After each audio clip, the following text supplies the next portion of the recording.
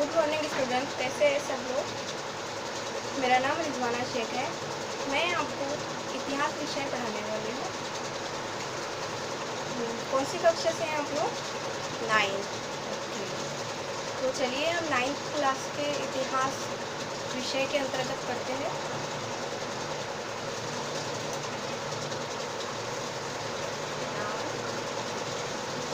आज की डेट क्या है बच्चों? 31 जुलाई 2021। ना विषय कौन सा है? इतिहास। विषय इतिहास।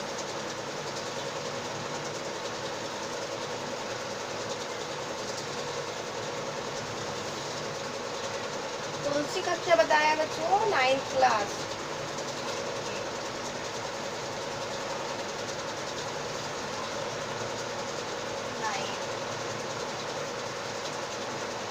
तो हम 9th क्लास की बुक से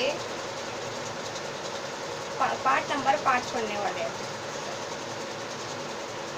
कोई बताएगा पार्ट नंबर 5 का नाम क्या है? बुक आप लोग के पास में है, बताइए। Very good.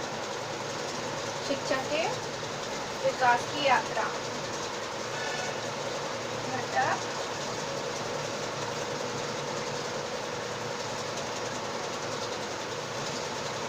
शिक्षा के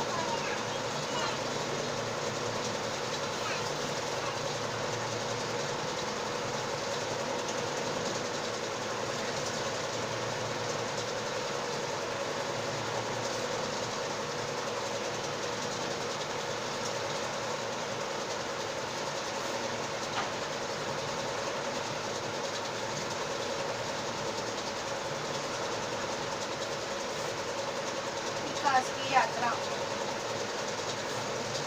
हमारे पाठ का नाम क्या है? शिक्षा के विकास की यात्रा।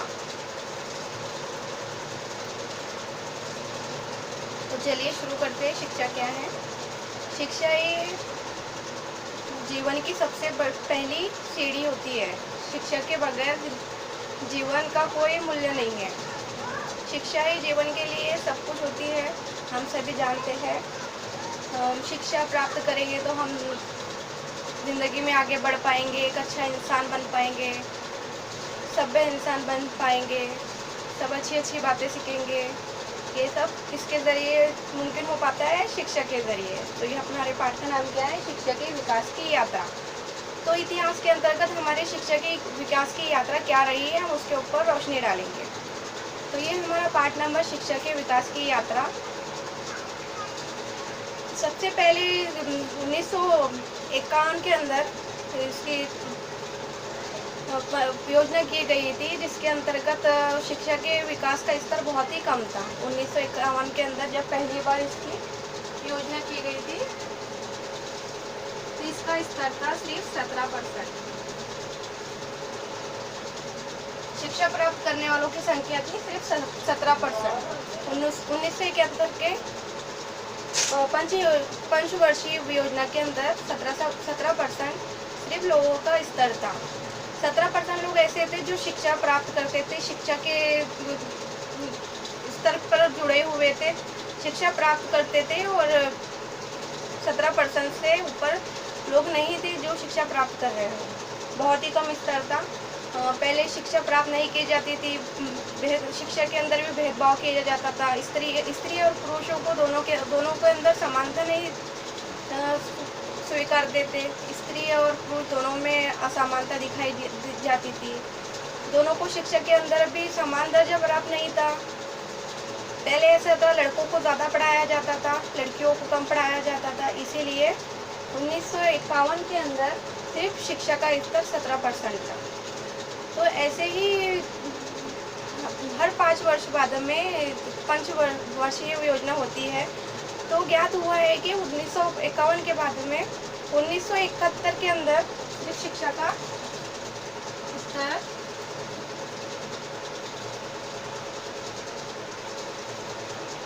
1951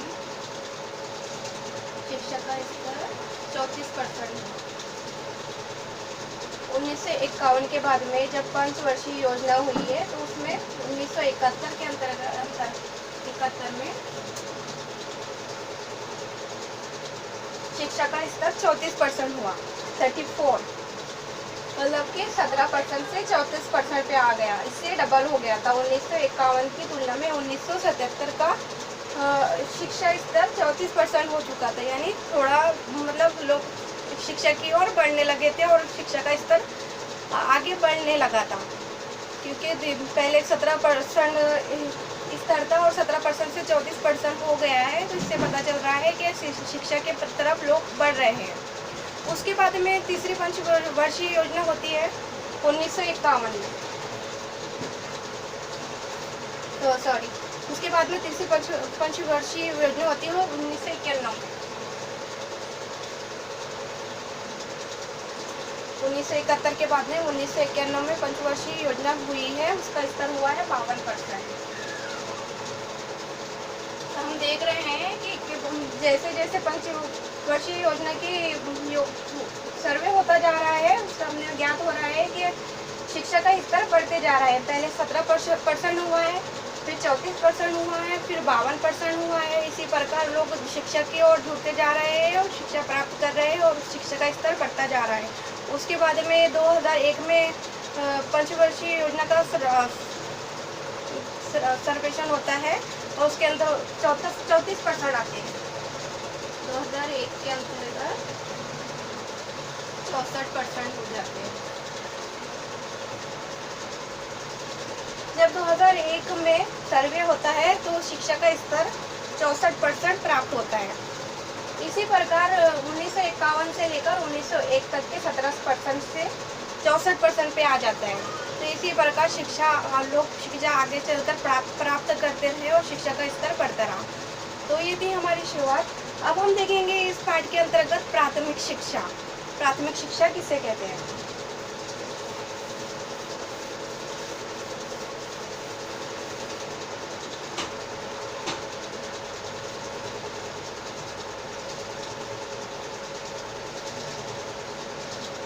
प्राथमिक शिक्षा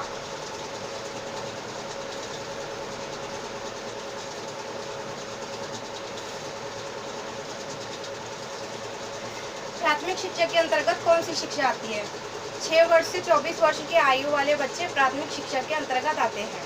जो बच्चे 6 वर्ष से 14 वर्ष के बीच होते हैं और स्कूल जाते हैं, शिक्षा प्राप्त करते हैं, तो उसे प्राथमिक शिक्षा कहा जाता है। ये 1974 में प्राथमिक शिक्षा के अंतर्गत मतलब सरकार द्वारा योजनाएं बनाई गई थी। पहले ऐसा था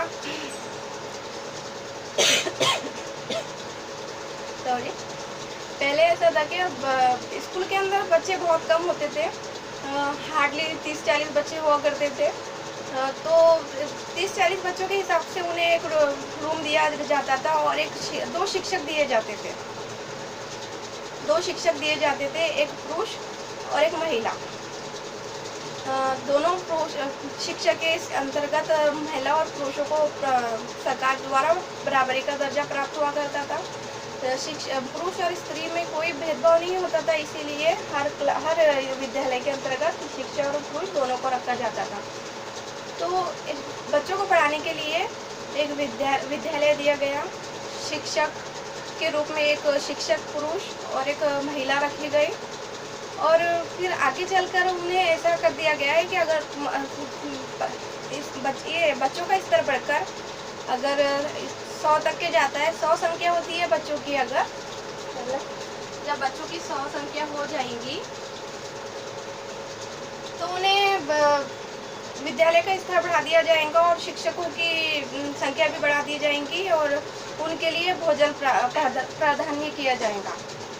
जब और फिर ऐसा हुआ है कि 100 बच्चे के ऊपर क्लास के अंदर 100 बच्चों के ऊपर संख्या होने लगी है, तो उनका फिर शिक्षक की संख्या भी बढ़ा दी गई थी और उन्हें भोजन प्राधान्य किया गया था। जो बच्चों को आज भी मिलता है, अन्य के रूप में जो भोजन मिलता है उन्हें तो दिया जाता था, ताकि बच्चे स्कूल आते रहे और अपनी शिक्षा प्राप्त करते रहे और उन्हें स्वस्थ भी रहे और उन्हें एनर्जी मिलती रहे।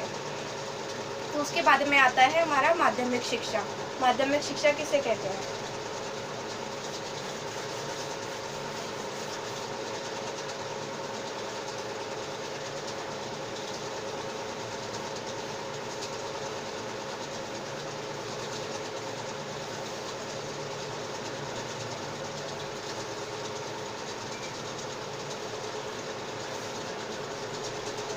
माध्यमिक शिक्षा, माध्यमिक शिक्षा जैसे प्राथमिक शिक्षा के अंतर्गत 6 वर्ष से लेकर 14 वर्ष तक के बच्चे आयु के बच्चे आते हैं। उसके उपरांत माध्यमिक शिक्षा के अंतर्गत इससे उसके ऊपर वाले बच्चे आएंगे तो उसे माध्यमिक शिक्षा कहते हैं। माध्यमिक शिक्षा के अंतर्गत डॉक्टर मौलाना अब्दुल कलाम आज़ाद ने शिक्षा के अंदर बदलाव लाने की कोशिश की। अब्दुल कलाम आज़ाद ने, मौलाना अब्दुल कलाम आज़ाद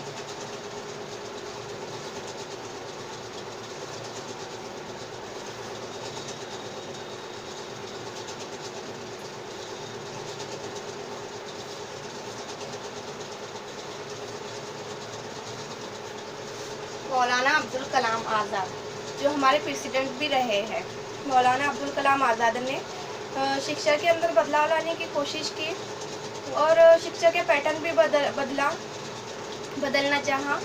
पहले शिक्षा का पैटर्न था 11 वर्ष स्थानांतर के 4 वर्ष मिलाकर ऐसा शिक्षा का स्तर था। 11+1+3 माध्यमिक शिक्षा का स्तर था 11+1+3, मतलब 4 वर्ष स्थानांतर के और फिर 11 वर्ष, ऐसा शिक्षा का स्तर था। तो इन्होंने शिक्षा के स्तर के अंदर कुछ बदलाव लाने की कोशिश की, बदलाव लाने की कोशिश की और स्तर को आगे बढ़ाने की कोशिश की। उसके बाद में आया है कोठारी आयोग। कोठारी आयोग के अंतर्गत DN कोठारी ने शिक्षा के अंदर बहुत बड़ा बदलाव लाने की कोशिश की। बहुत जद्दोजहद की कि शिक्षा के अंदर बदलाव आए और कोठारी आयोग के अंतर्गत DN कोठारी ने बदलाव लेकर आया। तो हम देखेंगे DN कोठारी ने शिक्षा के अंदर क्या बदलाव लेकर आया। प्राथमिक शिक्षा के बाद में आता है माध्यमिक शिक्षा। माध्यमिक शिक्षा के बाद में हम देख रहे हैं कोठारी आयोग। कोठारी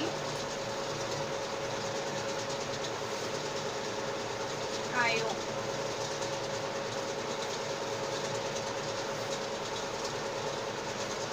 DN कोठारी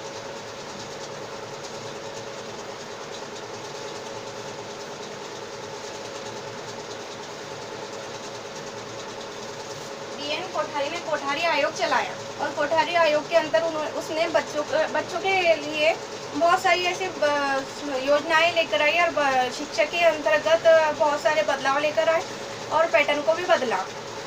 तो पहला पैटर्न था हमारा 11+1+3। तो उसने उसके अंदर जब बहुत जद्दोजहद किया और अपने शिक्षा के स्तर को बदला। उसने विश्वविद्यालय के स्तर पर सिफारिश की कि 10+2+3+ स्तर को बदलकर बदला जाए। कोठारी आयोग के टाइम पर शिक्षा का स्तर था 10+3+2+3। 10+3+2। तो ये 10+3+2 को कोठारी आयोग ने बदला और इसका बदलाव का सन था 1972। जब इस कोशिश की कि शिक्षा का स्तर बदल जाए और इसकी कोशिश के बाद में 1972 के अंदर शिक्षा का स्तर बदलकर इस पर लागू कर दिया गया और इसका स्तर बदल दिया गया, इसका ढांचा बदल दिया गया, इसका शिक्षा का पैटर्न में बदलाव किया गया। और पहली बार 10वीं की प्रथम परीक्षा ली गई। कोठारी आयोग के अंतर्गत पहली बार ऐसा हुआ था कि 10वीं की परीक्षा ली गई थी कोठारी आयोग के बदलाव के बाद में। तो 10वीं की परीक्षा ली गई और कोठारी आयोग के अंतर्गत ऐसे बहुत से बदलाव आए हैं। पहले ढांचा था 10+2+3। तो इसके अंतर्गत ऐसे यह था कि बच्चों के लिए ऐसा होता था कि बच्चों के लिए बहुत सारे मिले सभी बच्चों को समान अधिकार मिले, किसी के लिए कोई भी बदलाव ना हो, किसी के लिए कुछ मतलब कोई गरीब तबका है तो उसके लिए कोई विशेष योजनाएं आई। गरीब बच्चों के लिए बहुत योजनाएं निकाली है ताकि उनको पढ़ने के लिए कोई कठिनाइयाँ ना हो, उन्हें किसी बात का सामना ना करना पड़े, उनकी शिक्षा के अंदर कोई रुकावट ना आए। इसी कारण उन्होंने गरीब तबकों के लिए, जनजातियों के लिए बहुत सी योजनाएं निकाली ताकि बच्चे पढ़ते रहे और अब शिक्षा प्राप्त करते रहे। गरीब तबकों के लिए बहुत सी ऐसी योजनाएं निकाली, 14 साल तक के बच्चे मुफ्त शिक्षा प्राप्त कर सके और अपनी शिक्षा की और अपनी दिलचस्पी बनाए रखे और शिक्षा प्राप्त करके अपनी ज़िंदगी सुधारे। इसीलिए कोठारी आयोग ने जो भी गरीब जनजाति थी उनके हित में बहुत से ऐसे कार्य किए और अपना शिक्षा का स्तर बढ़ाया। तो ये था हमारा कोठारी आयोग। तो ये तो हमने देखा है कि अपनी पुरानी शिक्षण पद्धति। तो आज हम सभी को पता है कि हमारी शिक्षण पद्धति में बदलाव किया गया है 2020 जब 2020 के अंतर्गत नई शिक्षा पद्धति लेकर आई गई है। तो हम नई शिक्षा पद्धति भी देखेंगे।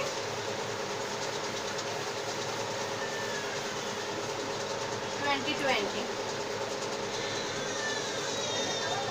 2020 के अंतर्गत हमारी नई शिक्षा पद्धति लागू हुई 29 जुलाई को।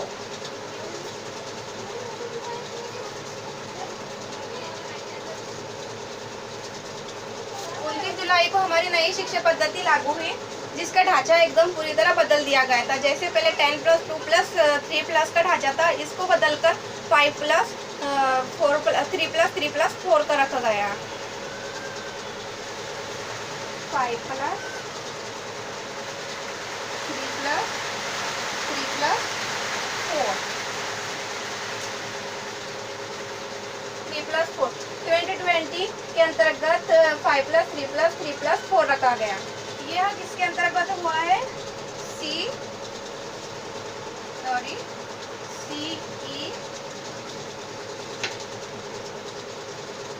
RT के अंतर्गत।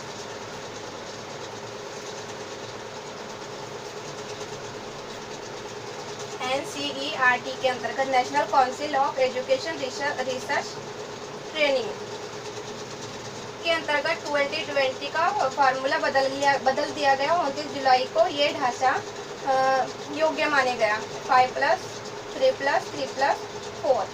NCERT ये क्या है? इसका लॉन्ग फॉर्म है national council of education research training. National council of education research training के अंतर्गत 2020 29 जुलाई को ढांचा लागू हुआ है 5+3+3+4। तो ये 5+3+3+4+ क्या है ये हम देखेंगे। ये अपनी एजुकेशन का ढांचा है जो चार स्टेज में बांटा गया है। ये 4 स्टेज है इसके। पहली स्टेज देखेंगे हम प्राइमरी से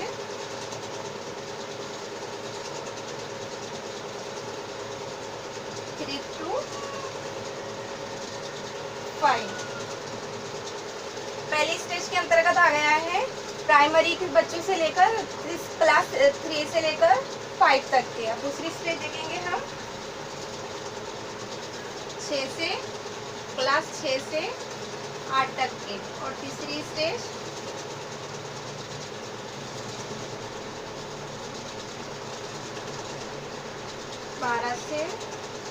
9 से 12 तक।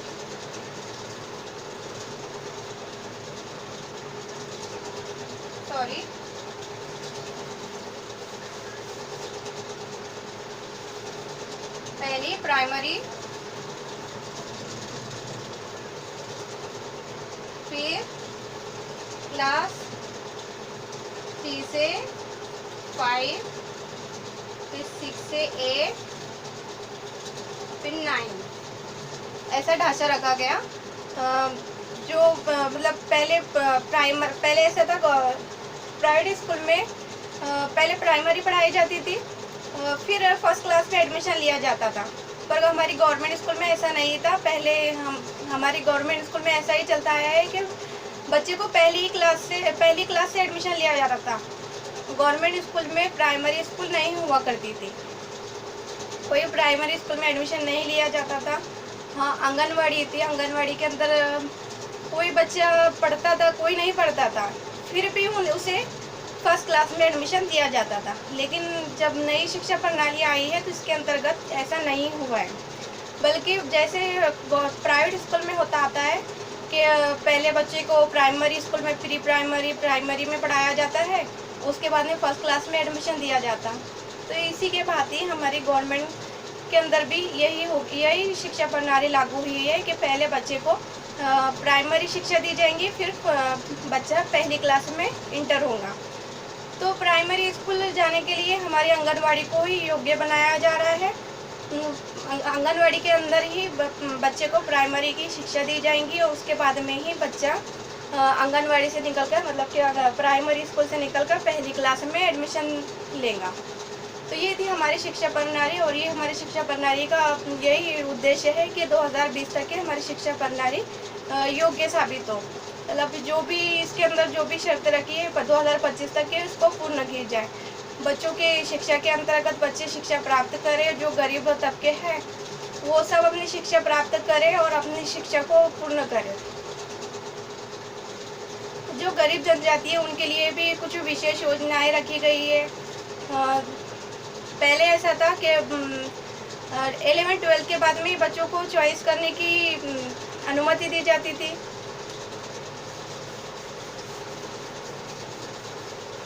पहले ऐसा था 11 और 12 के बाद में ही बच्चों को सब्जेक्ट चूज करने की अनुमति दी जाती थी। हालांकि बच्चा 10वीं तक की पढ़ाई करता था और फिर 11th-12th में जाता है। जब 11th में जाता है तो उसे चॉइस करने की अनुमति दी जाती है कि उसे आर्ट्स लेना है, साइंस लेना है या कॉमर्स लेना है। पहले ऐसा था, लेकिन और 10वीं तक के उसे दिए हुए सब्जेक्ट ही पढ़ने होते थे, उसे कोई चॉइस नहीं होती थी। उसके पास में कोई चॉइस नहीं होती थी कि उसे ये सब्जेक्ट लेना है कि वो सब्जेक्ट लेना है। उसके पास में कोई चॉइस नहीं होती थी, उसे जो सब्जेक्ट दिए जाते थे वही सब्जेक्ट उसके ऊपर थोप दिए जाते थे और उसे पढ़ना पड़ता था। लेकिन अब हमारी नई शिक्षा प्रणाली के अंतर्गत ऐसा नहीं है। वो बच्चा 8 तक की अपनी क्लास पढ़ेगा और 8 के बाद में वो अपने चॉइस से अपने कोई भी सब्जेक्ट ले पाएगा, चाहे उसे आर्ट्स फैकल्टी में जाना है, चाहे उसे साइंस में जाना है, चाहे उसे कॉमर्स के अंतर्गत जाना है। वो 8 क्लास के बाद में ही अपनी चॉइस कर पाएगा। ये बहुत ही अच्छी बात है कि बच्चों के अंदर कोई उसके ऊपर कोई भी सुझाव थोपा नहीं जाएगा। वो अपने चॉइस से ही सब्जेक्ट चूज़ करेंगे और अपनी शिक्षा आगे पढ़ेगा। जब बच्चे अपने चॉइस से अपने सब्जेक्ट चॉइस करते हैं तो उसमें अलग तरह का लगाव होता है और तब उन्हें सौंप दिया जाता है तो उन्हें मजबूरन उसी सब्जेक्ट को लेकर आगे पढ़ाई करनी पड़ती है। तो हमारी शिक्षा प्रणाली के अंतर्गत ऐसा कुछ नहीं है। तो ये था हमारी शिक्षा के विकास की यात्रा। तो हमने देखा है हमारी शिक्षा के विकास के अंतर्गत प्राथमिक शिक्षा क्या होती है, माध्यमिक शिक्षा क्या होती है, कोठारी आयोग क्या है, कोठारी आयोग के अंतर्गत DN कोठारी ने क्या क्या बदलाव लेकर आया है, अब्दुल कलाम आज़ाद ने क्या क्या बदलाव लेकर आया है, ये सब हमने इसके अंदर देखा है। इसके साथ साथ हमने हमारी नई शिक्षा पद्धति को भी देखा है 2020 जो 29 जुलाई को लागू हुई है, इसको भी हमने बहुत अच्छी तरह समझा है। तो आप सबके लिए गृह पाठ है कि आप सभी इसको बहुत अच्छी तरह विस्तार से पढ़कर आए और इसका स्वाध्याय लिखकर आए। तो आप सब लिखकर लेकर आएंगे, आपके लिए एक गृह पाठ है।